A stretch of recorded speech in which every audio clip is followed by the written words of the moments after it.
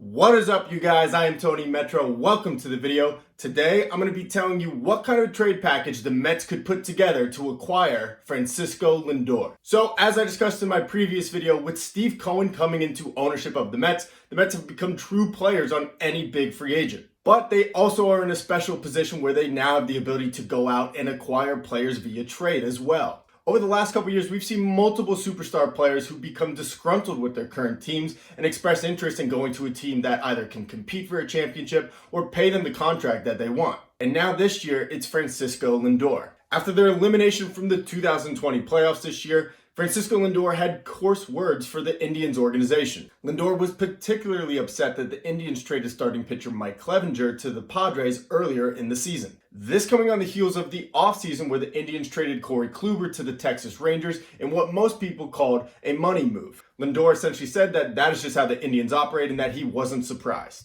Now here, early in the 2020 offseason, all bets are that the Indians will look to trade Lindor here before his final season. Already there has been a report from MLB Network's John Morosi that the Indians would, quote, love for the Mets to get involved in a potential trade for Francisco Lindor. So today, we're going to go through what a potential trade for Francisco Lindor would look like for the Mets. The best way that we can analyze a fair trade for the Mets and the Indians here would be to take a look at last year's trade between the Boston Red Sox and Los Angeles Dodgers for Mookie Betts. Last offseason, the Boston Red Sox sent Mookie Betts and starting pitcher David Price to the Los Angeles Dodgers. The Dodgers traded former top prospect outfielder Alex Verdugo, former top prospect shortstop Jeter Downs, and former 2017 third-round pick Connor Wong. Jeter Downs currently ranks as the 40th overall prospect in baseball. Now, the biggest caveat to all of this is that the Red Sox were highly motivated to move David Price's contract. The Red Sox 2020 salary was approaching the luxury tax threshold for the third consecutive year, which would have initiated some severe penalties. Now, because of that, the Dodgers probably got a break on the prospect talent they had to send back. In the case of the Cleveland Indians, they clearly feel that they will be unable to extend Lindor, and it seems their relationship has even been frayed. Over his career, Francisco Lindor has a slash line of a .285 average, a .346 on base percentage, and a .488 slugging percentage. He also has a 162 game average of 29 home runs and 84 RBIs. Lindor is the former Rookie of the Year. He is a 4-time All-Star, a 2-time Gold Glove winner, 2-time Silver Slugger winner, and he's finished top 10 in MVP voting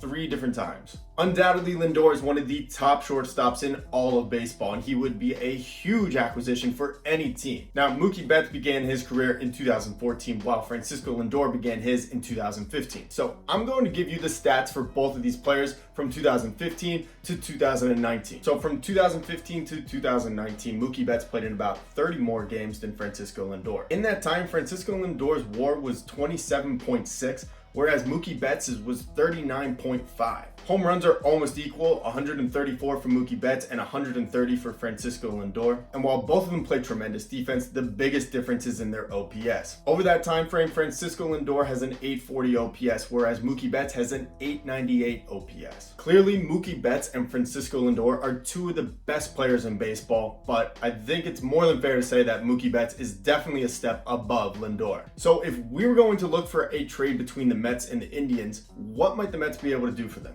So in taking a look at the Mets prospects, I think this trade definitely begins with Ronnie Mauricio. Mauricio is the Mets' #1 prospect in their farm system. He's a 6'3", switch-hitting shortstop who is 19 years old, and his highest level of play is at A-ball. Now, there's been a lot of talk that he'll be too lengthy to play shortstop and could inevitably end over at third base. Mauricio is still a few years off. His expected debut is in 2022. Mauricio is currently ranked as Major League Baseball's 57th overall prospect. After Ronnie Mauricio, the next player going in the trade would be left-handed pitcher Thomas Szapucki. Szapucki is currently rated as the Mets' 8th overall prospect. Szapucki is a 6'2" left-hander who was drafted in the 5th round of the 2015 draft by the Mets. Unfortunately for Szapucki, injuries have plagued his Major League career, from back issues, even having Tommy John surgery.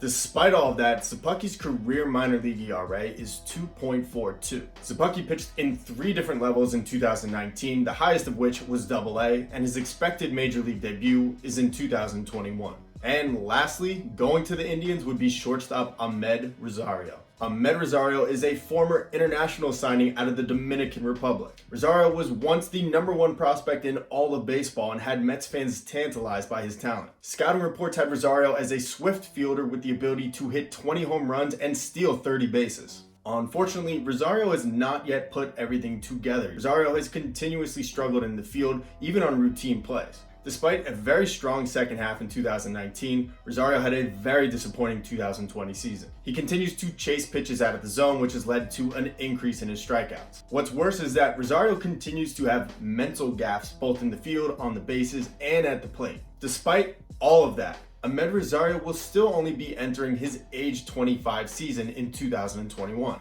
Rosario was even compared to Francisco Lindor when he first made his debut. There is still a tremendous amount of talent and potential for Rosario, and perhaps a change of scenery and a new setting will do him well. Rosario would immediately be able to fill in for Lindor at shortstop for the Indians while Ronnie Mauricio develops in the minor leagues. Further, the Indians will be getting a left-handed pitcher with middle-of-the-rotation potential. While this trade may seem a little lopsided in the Mets' favor, unfortunately, the Indians don't have a whole lot of leverage. Every team in the league knows that the Indians are not going to be able to re-sign Francisco Lindor. Now, if the Indians aren't crazy about Mauricio or about Sapucki, I'd be willing to throw in some other names to replace them. Someone like Josh Wolf, who was drafted in 2019, or JT Ginn, who was drafted out of Mississippi State in this year's draft. I'd also be willing to trade third base prospect Mark Vientos. But there are a few names that I am completely unwilling to move in a deal for Lindor. Those names are Francisco Alvarez, Brett Beatty, Pete Crow Armstrong, and Matthew Allen. If any of those names come up during a trade for Lindor, the Mets need to immediately turn and walk the other way. So tell me, what do you guys think? Do you want the Mets to go trade for Francisco Lindor? Now, don't forget, next offseason, there is a free agent shortstop market that includes Corey Seager, Carlos Correa, Javi Baez, Trevor Story, and if he doesn't get re-signed, Francisco Lindor. So does it make more sense for the Mets to wait and simply sign a shortstop next year? In any case, I want to hear your guys' thoughts. Let me know in the comment section below what you think about this trade. Thank you for watching, you guys. I have been your host, Tony Metro.